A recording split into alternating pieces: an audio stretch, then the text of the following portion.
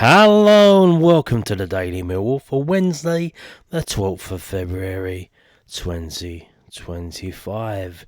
In today's Millwall news, it was match day, and it was a match day to remember, shall we say, for all the wrong reasons. We lost to the team at the bottom of the table. We lost quite miserably. We were beaten like a dog. 5-1. This is, I showed you in yesterday's video. In the preview videos, I always do a 11v11.com historical record head-to-head. Our trips to Plymouth before, the worst one was an 8-1. There's been 2 5-0 defeats, and now we've got this one to add. So this is the third worst ever defeat away at Plymouth Argyle. A 5-1 defeat. 5-1. This is the match report from millfc.co.uk. Mill beaten at Plymouth Argyle.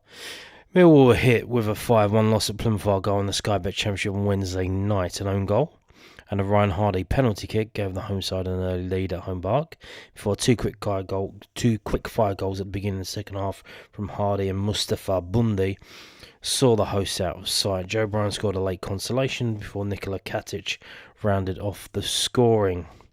Head coach Alex Neil made one change to his lineup from the last league fixture against Queen's Park Rangers, as Camille Negley came in for his first championship start in place of Ricky Heath-Bangor Williams, who dropped to the bench. 6 minutes in, the home side took the lead. After the Lions lost possession on their right-hand side, a cross into the box was inadvertently bounced into his own net by Joe Bryan. Crammer trying to thread a ball through to someone. Now here's the thing. Do you want to know something? I was at the game today.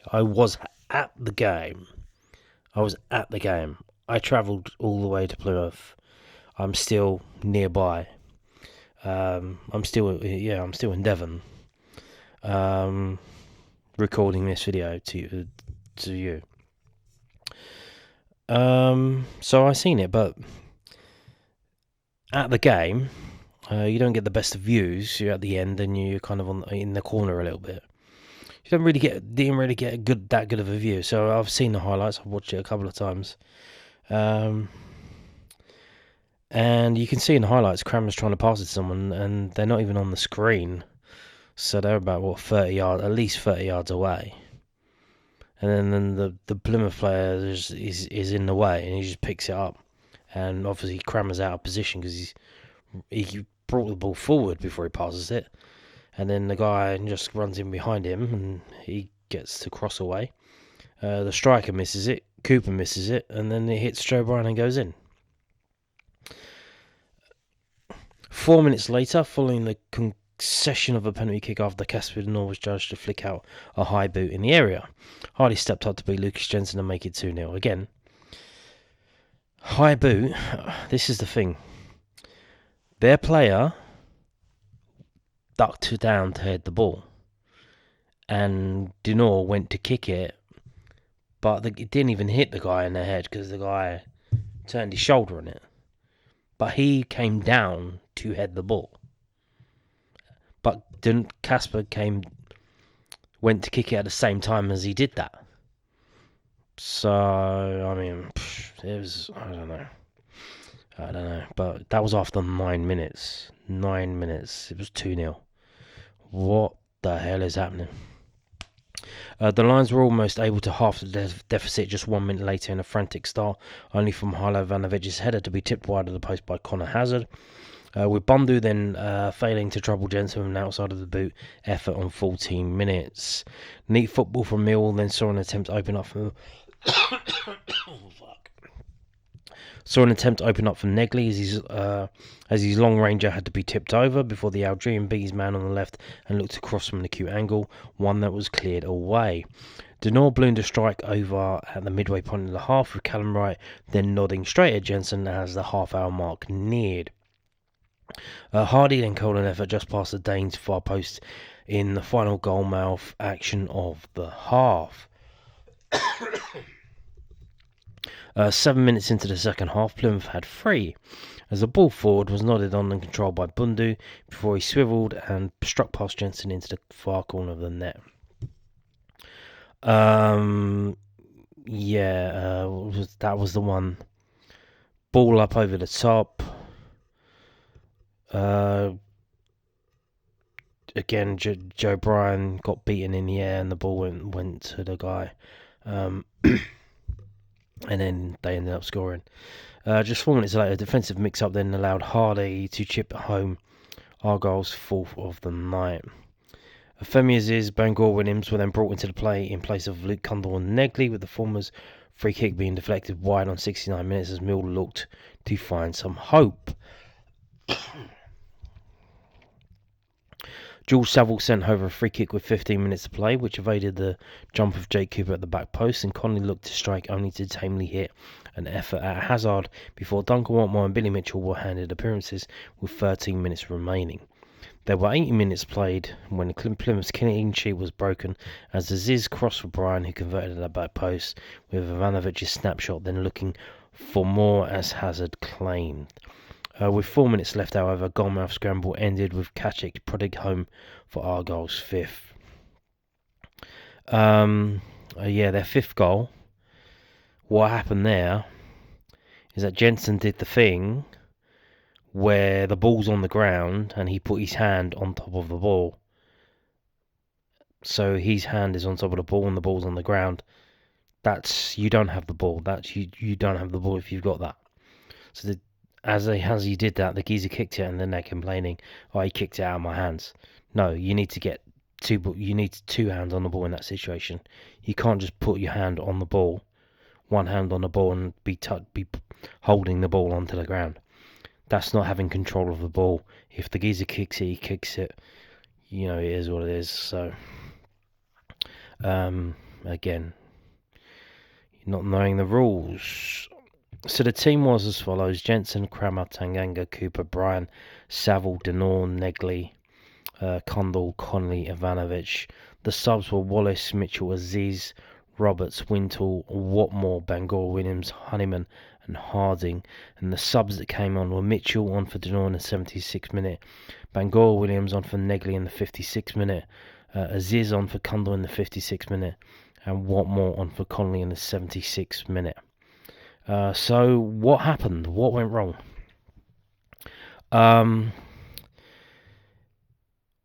I would imagine that you couldn't see what was going on when you watched the game on Sky Sports Plus. And what do I mean by that? I think Alex Neil is a little bit too clever by half, I think the phrase is. We played a weird way of playing today that didn't really make any sense to me.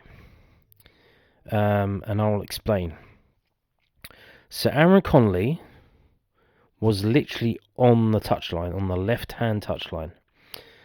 Crammer was on the right-hand touchline, and we were constantly trying to move it to them over there. I think probably trying to get Plymouth away from the middle of the pitch, I'm assuming. I don't know. But what happened then? So Crammer is the right back, but he's playing right wing on the touchline. So what's going on?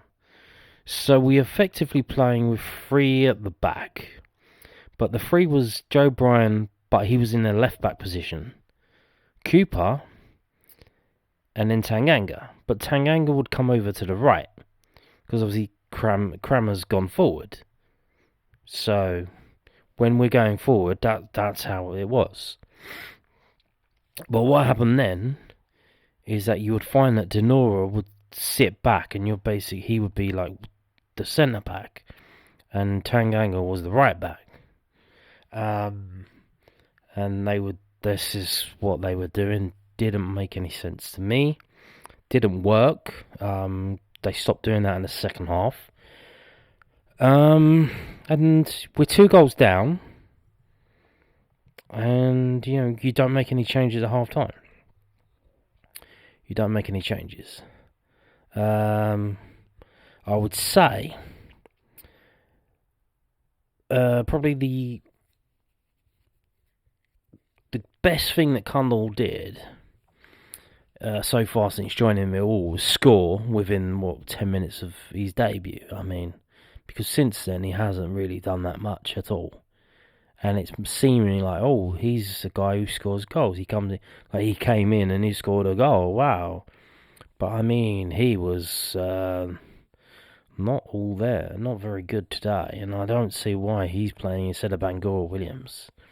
And Aziz, man, how obviously the Aziz thing is different because he was injured. They probably don't want him to have another breakdown. He's very like these players. They keep getting injured, like him, Aziz and Amaku. Explosive, quick players. They can get injured. Aziz was different gravy when he came on.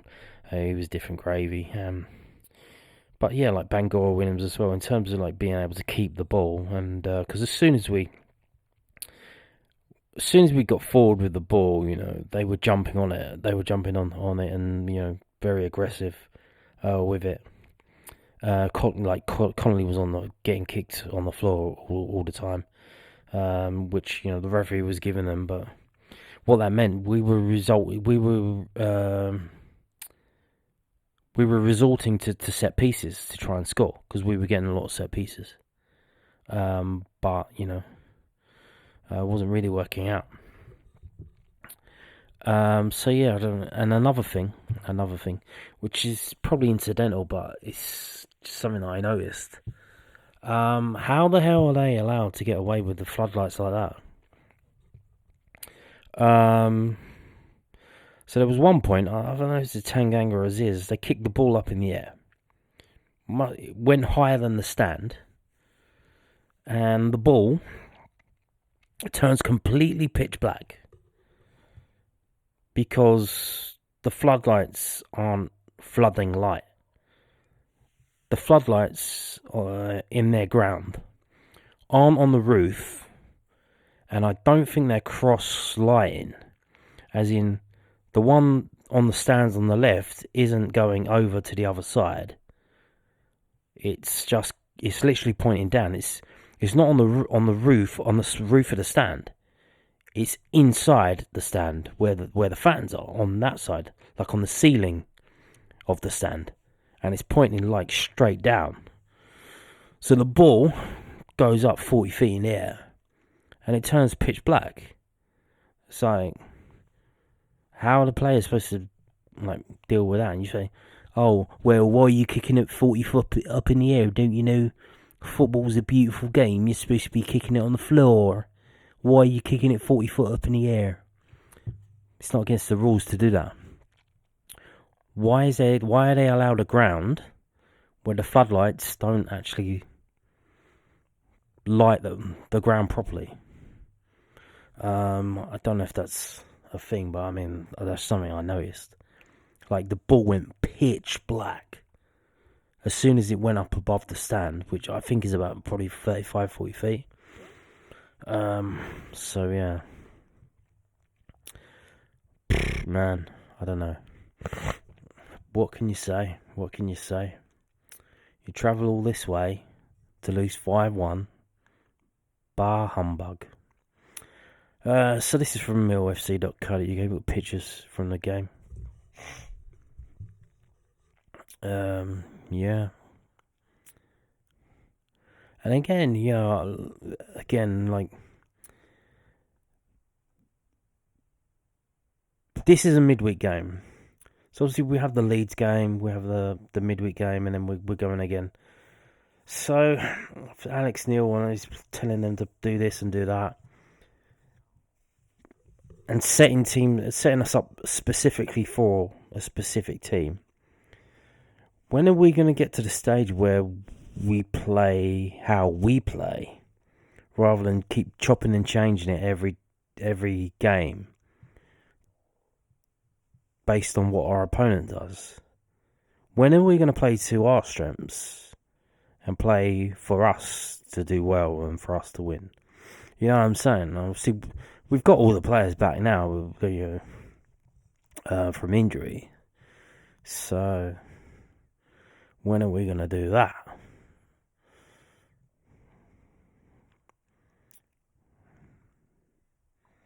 Got some post-match from the manager. This is from southwarknews.co.uk. It couldn't have gone much worse for us. Alex Neil, bitterly disappointed by Mill's 5-1 loss to Plymouth Argyle. Alex Neil said he was bitterly disappointed by Mill's 5-1 loss away at Plymouth Argyle earlier tonight. The Pilgrims got out to, well, we know all that stuff. I'm not going to repeat all this shit. Blah, blah, blah. Yeah, and another thing as well, Camille Negley. Obviously, he's a record signing. They're throwing him straight in. Obviously, they want to. He's an asset. They need to build up the assets. But I mean, again, why is RBW not playing? He's an asset. He came from the youth team, so any money you get from him is going to be pure profit. But despite having the majority of the ball, having 69.4% of the possession, Mill only mustered up 4 efforts. The second half went even worse for the Lions, with the Pilgrims adding 2 quick goals in the 53rd and 56th minutes to double their lead. Brian tapped in a late consolation goal in the 80th minute before Plymouth added insult to injury, scoring a scrappy goal late on through Nikola Katic. I'm bitterly disappointed, Neil said. It couldn't have gone much worse for us, if I'm being honest. I think like the goals we did concede, I don't think Plymouth needed to do much to score them, if I'm honest. The first one we put into our net ourselves, the second one's a penalty, which I didn't feel was a penalty. The third one, we lose our header and we don't deal with the second ball. And the fourth one, I think we actually made a bad back pass and then put them clean through. And it's just been a catalogue of errors throughout the match. What didn't help us was when we were 2-0 down. We basically kicked the ball in front of them, and we didn't really penetrate. We struggled getting behind them, and that was largely due to how I set us up. So from that perspective, that's my responsibility. Obviously, it's very rare. You probably look back over the last decade that I've been in the Championship that my team would ever concede 5 goals. So from that perspective, that for me is bitterly disappointing for me, as it is for the players. But the fact is, whether we lose 1-0 or whether we lose 5-1, I know it's very, very different, but it's 3 points gone and we need to focus on what the next game looks like. The loss tonight ended Mill's 4-game winning streak, which included 3 away wins. My team talk before the game was, don't be content with what we've done, and Neil said, don't be satisfied with where we are. You need to do all the bits that you've tried to do in the last 4 matches where you're really hungry, and we need to show that again tonight. And I thought certainly at the start of the game we lacked that sort of intensity to pick up the second balls and be the team on the front foot. And I thought they did it better than us. They didn't open up the pitch and start playing. What they did was they kept compact and they put the ball forward and they worked for second balls, and it's as simple as that. And we just didn't win the battles, and when you don't win the battles, you're going to come under pressure. And then when we had it, we tried to play, which again, I'll repeat, was my fault, but we didn't play well enough. That's a bad concoction, a bad combination. It wasn't an uncharacteristically poor defensive performance by the Lions, who had not conceded more than 2 goals in a game since their second game of the season. Prior to tonight's match, they had only conceded once in their past 4. That's probably my fault, Neil said. I'm not going to get away from that. I wanted us to be a bit more open. I felt as if we could come here and dominate the ball. And I don't think we moved the ball well enough, and it's the reason why there's too many transitions and turnovers, and they look threatening. So like I said, that was definitely the bit that I added into the team today. And we did it really, really well at Leeds, and we did it really, really poorly tonight. I think I probably got lulled into a bit of a false sense of optimism in terms of how I think we can play based on the Leeds game. But tonight was a very, very different game, and you need to win matches in a variety of ways at this level to be successful. Tonight, like I said, I pitched the wrong one in terms of how we played. Indeed. Not only that, but the players that played against Leeds and the players that played tonight, see, there's different players. Players were cup tied. Changes had to be made. So it wasn't the same players, was it? And we've got this, which may or may not be similar. This is from LondonNewsOnline.co.uk, the South London Press. Blah, blah, blah. They talk about the game. The result saw Mill's 4-match winning streak come to a spectacular end, and Neil took the blame after the match. Speaking to Mill TV Plus, Neil said, "I became a bit of a nightmare, let's be honest. I think from the get-go we didn't compete well enough. The first goal, we give them a helping hand and the ball ends up in the back of our net. The penalty, I don't think it was a penalty, it was very harsh. And then we found ourselves 2-0 down really early in the game, and Plymouth, to be fair, hadn't really had much to get there. I thought at that point, we kept the ball in front of Plymouth, and that's probably my fault. I need to look at that, and I didn't think we played like a Millwall team. We played in front of them, and we played passively. The third goal, we lose the first goal, and the striker swivels in the box, and he puts it in the corner. And the fourth goal's a mistake. We're off a really good one, 4 wins on the bounce, but tonight couldn't have gone much worse. For me, it's certainly a lesson in terms of the Leeds game, but it was more of a tactical game. Tonight was about fighting back, and I probably hadn't prepped us for that as much. I thought we were going to come and dominate the ball, but we didn't, and we weren't very good, which played into their hands. They were very scrappy, which if you go to, I think it was the Southern News yesterday, they talk about, or today maybe, this morning, they talk about their manager saying, he thinks it's going to be a physical battle. So he's sort of clearly hyping them up for that. And we think we're going to roll up like fucking Barcelona and be pinging it around because they're at the bottom of the table. They're at the bottom of the table because they had fucking Wayne Rooney as their manager for, 6 months? Before someone said, this guy can't fucking manage. Maybe we should get someone else in. And they got someone else in who knows what they're doing. And hey ho, wow, look, they're playing football now. Wow. So there you go. Now, this always happens. This. Guess what this is? This is an interview with Jake Cooper. A long interview with Jake Cooper in the Southern News ahead of the game. And every time, it's usually the South London Press on a Friday, every time they do a long form interview with a player, that player will then play absolutely shockingly bad in the game after that interview. And here we go again. Jake Cooper was bad if you look at the highlights, but again I think that's the way they were playing in terms of he had to move across and Denor slotted back in and all of that crap. They were trying to get him to play on the ball and stuff, and he got exposed as well by back passes from Saville and whatnot. But he didn't play that well. So we got this. This was put up in the morning. This morning. So the tactical side is incredible. Jake Cooper and working with Alex Neil, integrating 8 signings to the Mill squad and juggling his master's degree. A lot can change in 10 weeks. When Jake Cooper suffered a knee injury, Mill's 1-1 draw with Stoke City on November the 9th. The Lions were flying. They had won 4 out of their last 5 under Neil Harrison, just outside the playoffs in 8th. When he came back into the FA Cup against Dagenham Bridge on January the 13th, Mill had won only 1 in 9. Since Cooper has returned to the first team, the Lions have been flying once again. They have won their last 4 consecutive games, only conceding a single goal in that stretch. So here we go, you're tempting fate. You're sticking your finger in fate's face, saying, nah. Come on, man, what did you think was going to happen? The 30-year-old centre-back is one of the most important cogs in Millwall's defence, but he's not been the only change. Harris opted to step down in early December and was replaced by Alex Neil, who had already started to make his mark on the team, especially tactically. He's been really good, Cooper told News then. The tactical side is incredible, with the amount of detail, the amount of time he has put into looking at the way he wants us to play and the way he reviews opposition.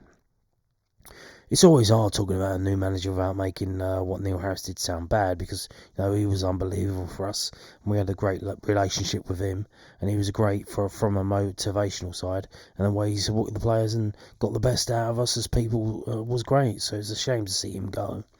it's been kind of refreshing under Alex and seeing his ideas, how he thinks the group can play and work with us.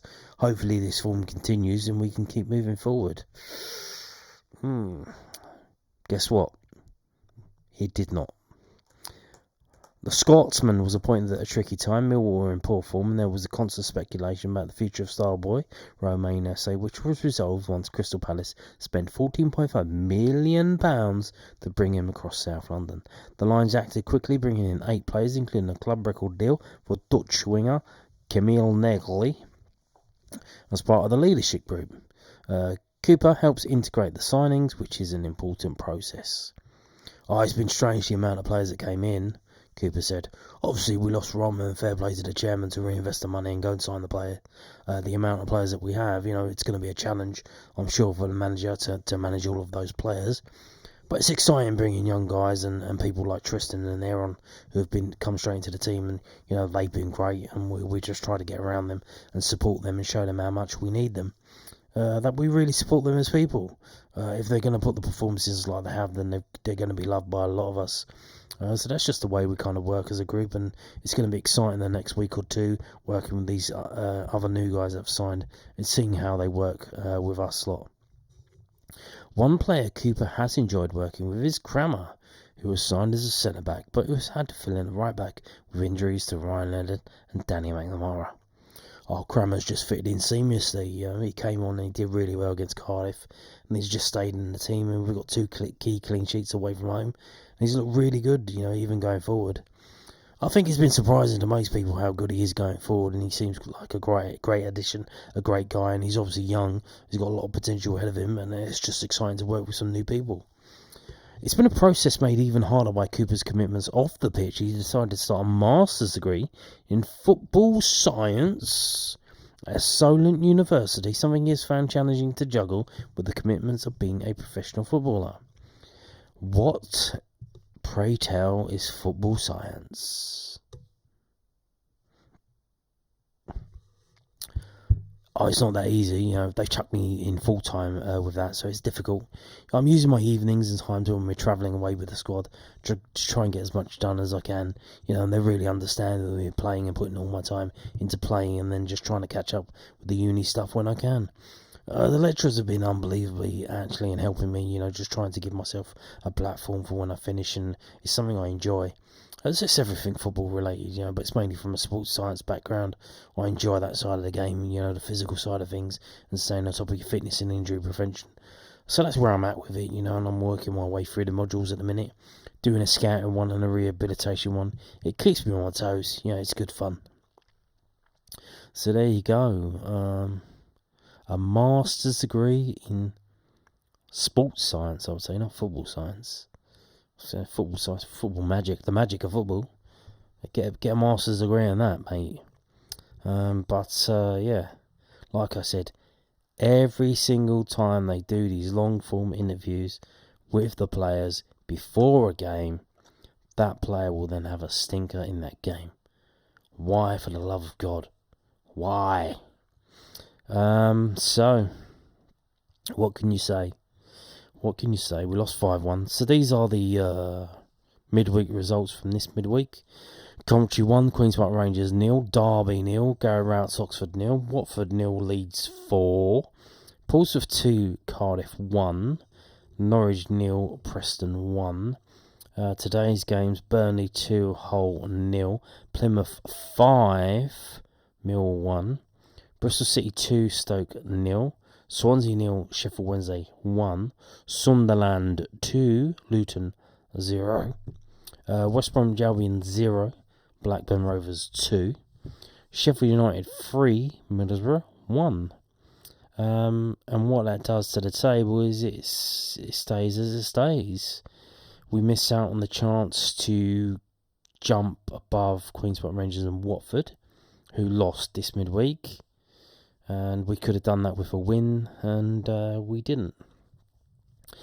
And not only that, but that -4 on our goal difference has now caused us to have a negative goal difference. We now have a negative goal difference. We're not the lowest scorers in the league anymore. That would be Stoke and then Luton. We're joint third with Hull. But we have a goal difference of -1. So we join all of the other loser teams in the bottom half of the table from the 12th position down. All of these teams now have a negative goal difference. We were the only one who had a positive goal difference, but that has now gone, disappeared, vanished, gone. -1. So, I mean, to be honest, I think the rest of the season is just beating Crystal Palace. I mean, Alex Neil, I mean, if you're listening to this, I mean, yeah, you lost 5-1. And, you know, if you lose... When are we playing the next game? I forgot. Oh, we're playing West Brom at home. If you lose 5-0 against West Brom, like, obviously people are going to be a bit upset again, but that can all be washed away by beating Crystal Palace in the FA Cup. And that is true. Obviously, I think we still need at least 3 wins in the league, but I mean, you could probably lose most of the rest of the games of the season as long as you beat Crystal Palace in the FA Cup, and maybe win the next game after that in the FA Cup, the quarter-final. You know, a cup run, you know, it'll cover up a lot of cracks. So, but you need to play Reece Bangor-Williams. He needs to be one of the first names on the team sheet. So yeah, I mean, you know, that little run, it helps us out, got us away from these teams at the bottom. But I think realistically, I don't know, we're still only 7 points off. But I mean, you can't, like, where did that result come from? From tinkering with the team, you know, like I said, you know, maybe asking them to do stuff that they don't really know how to do, and doing it on a short notice in terms of you can probably get away with that from Saturday to Saturday, but from Saturday to midweek, probably not. So we'll see, you know, we'll see Alex Neil, you know, learning moment, see if he can learn from it. Before we go, if you haven't been totally disgusted and put off, they're selling tickets to Watford, and it's quite a convoluted selling process. They're going on sale tomorrow, Thursday the 13th. So Mill travelled to Watford in the Sky Bet Championship. It was moved to an early kickoff for Sky Games, and I think we should be getting the next announcement of the next games. They're supposed to be doing it week by week, so I think that's going to be tomorrow as well. So we might find out that more games have been moved. But the Watford tickets are going on sale. And it's obviously quite a highly sought after game, even though it's a 12:30 kickoff. So there are loyalty points cascading down in terms of when you can or cannot buy them. So season ticket holders with 630 or more loyalty points, that is an insane amount. What do you have to do to get that much? I don't know. So if you've got 630 or more loyalty points, you can buy a ticket and a season ticket. You can buy a ticket from tomorrow, Thursday the 13th, at 9:30 a.m. And then on Friday, it's 590 or more season ticket holders. On Saturday, it's 550 or more season ticket holders. And then on Monday, it's 540 or less loyalty points. So less. So basically, the rest. That should really be all other season ticket holders. And then on Tuesday, it's to members who have 240 or more loyalty points. And I would hazard a guess and say that if they aren't already gone by Tuesday, they will be gone on Tuesday. They'll be gone. I would imagine. But then we've still got another couple of days. So it says members with 160 or more loyalty points. That's on Wednesday the 19th. And then all other members 150 or less Thursday the 20th. Whoa, tickets are £35 for adults, £20 for over 65s. Wow.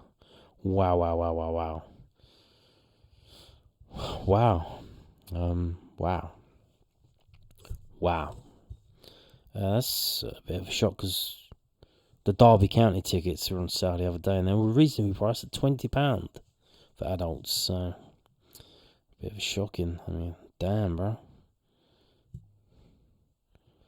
We have an allocation of 2,104 tickets. So there you go. So yeah, I would imagine. I don't know that price, but I would imagine that the first day that they would going on sale to members, they would go. But there you go. That's it. And on that note, thank you for watching, and goodbye.